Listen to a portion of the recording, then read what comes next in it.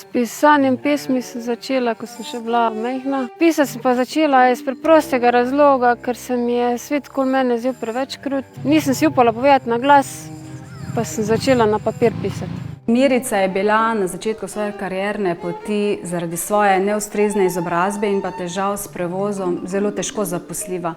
V svetovalnem pogovoru so se večkrat srečali, ugotovili, kaj bi bilo najbolje storiti in odločila se je za preusmeritev v izobraževalni program Trgovec. In ko sem jaz to enkrat naredila, sem dobila toliko energije, da sem se na ekonomsko vpisala. Zaradi izobraževanja za trgovca sem dobila zelo hitro službo in sem se zaposlila v trgovini s tekstilom. Zaposlena sem že 5 let. 2010 sem končala ekonomsko in sem se vpisala na turizem. Trenutno sem 2. letnik in upam, da bom 2. leto imela že diplomo. Najin pogovor v svetovalnem središču je bil tisti prvi korak, ki je potem odprl vrata v številne izobraževalne in druge možnosti.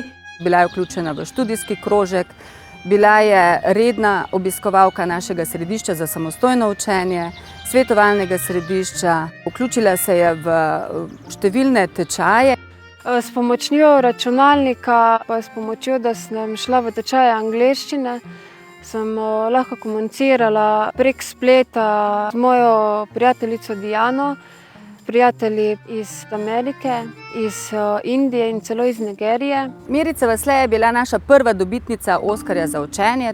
Oskarja za učenje mi podeljujemo posameznikom, ki pokažejo neko posebno prizadevnost oziroma dosežejo neke posebne rezultate.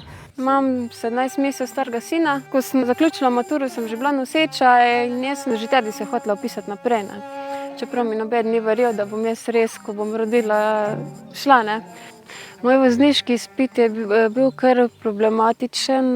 Zaradi financ sem ga težko delala, potem sem ga tudi opustila. Spremenil je to, da sem se končno lahko v službo vozila, tudi svojega sina sem začela voziti. Samostojna sem bolj bila. Skozi to izobraževalno pot je gradila na svoji samozavesti, gradila je zaupanje vase in v življenju dosegla veliko več, kot je pa morda kdajkoli kdo od nje pričakoval.